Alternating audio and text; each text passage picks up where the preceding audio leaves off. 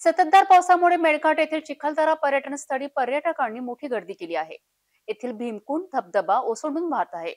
भीमकुंड धबधबा व धुक्याची चादर पाहायला पर्यटकांना आकर्षित करीत आहेत.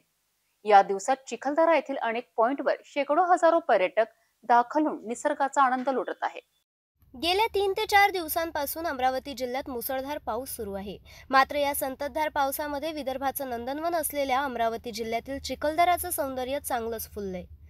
संततधार पावसामुळे येथील भीमकुंड धबधबा ओसडून वाहत आहे. हा भीमकुंड धबधबा पाहण्यासाठी पर्यटकांनी चांगलीच गर्दी केली आहे. यासोबतच रिमझिम पाऊस व धुक्याची मस्त चादर ओढली आहे.